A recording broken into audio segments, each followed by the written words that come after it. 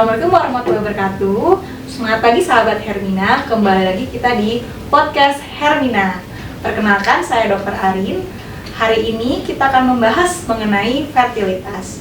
Tentunya sangat menarik banget ya buat teman-teman semua, buat calon ibu, buat calon mama muda mungkin, atau untuk teman-teman yang mempunyai permasalahan mengenai memiliki keturunan, terutama untuk orang-orang yang sudah menikah lama. Baik, hari ini kita akan kedatangan narasumber yang sangat lanjut aja. Apa ya?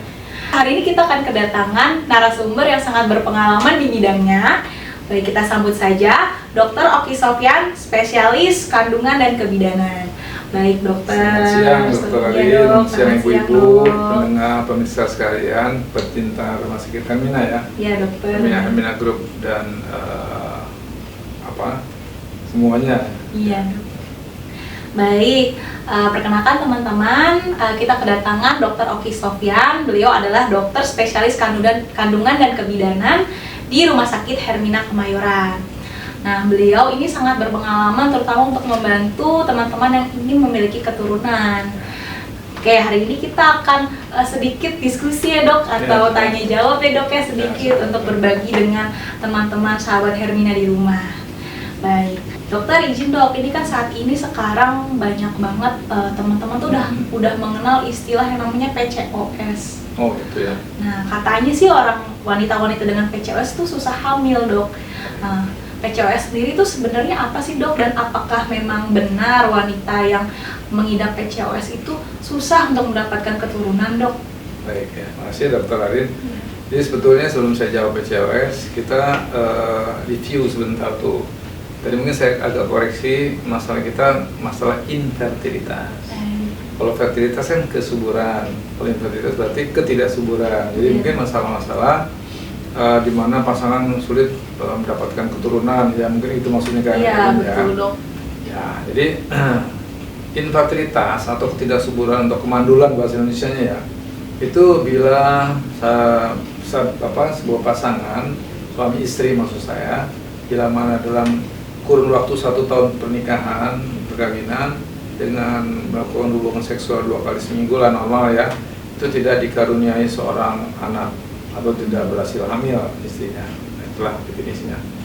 Nah, banyak sebabnya sih. Nah, termasuk PCOS ini yang tadi Dr. Arin sebutkan. PCOS itu PCOS, PCO,S gitu. Nah, P-nya poli, C-nya kistik, O ovarium, S itu sindrom sebetulnya. Jadi apa sih sindrom itu kumpulan gejala, di mana gejalanya pertama tuh yang paling sering gangguan haid itu. Gangguan haid. Kedua, terutama biasanya sih jarang haidnya jarang gitu ya biasanya. Kedua, sulit hamil. Tuh. Ketiga, biasanya badannya agak gemuk. Keempat, udah banyak tumbuh bulu tuh, misalnya agak kumis di jenggot sedikit gitu. Jadi tanda-tanda maskulin ada pada pasien tersebut. Nah, memang kalau PCOS itu rata-rata karena memang datang ke dokter mungkin karena sebab keluhannya gangguan haid atau susah hamil. Gitu. Apa sih yang terjadi? Intinya aja deh ya, singkatnya aja.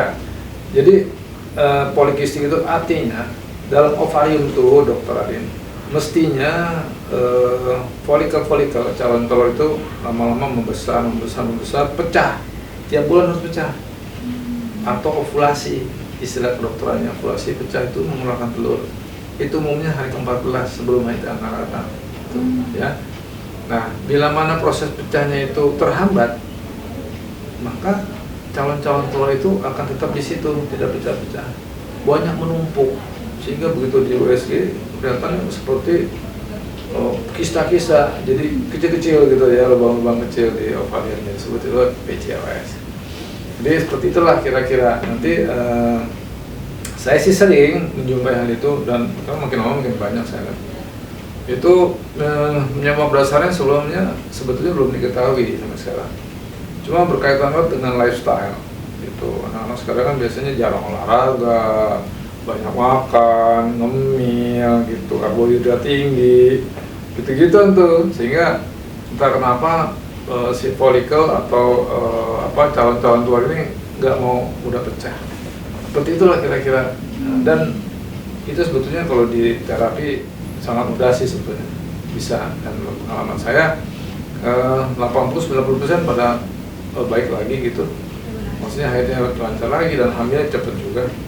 Ada pernah kejadian PCOS cuma saya terapi sebulan hamil tuh, ada. Seperti itulah kira-kira ya, jadi bisa diobati tanpa yang aneh-aneh lah, pokoknya seperti biasa konsultasi, dikasih pelajaran yang penting, kemudian nasihat-nasihat yang akurat dan obat yang tepat, hamilnya cepat. Sekiranya itu cukup kali ya. Berarti mungkin teman-teman di rumah yang ada keluhan siklus menstruasinya bermasalah, lalu mungkin sulit punya anak dan ada kecurigaan ke arah PCOS, jangan kecil hati, bisa diobatin ya dok ya, bisa konsultasi untuk program kehamilan ya dokter dan untuk menyembuhkan keluhan tadi. Insya Allah bisa. Iya baik, gitu ya teman-teman. Oke.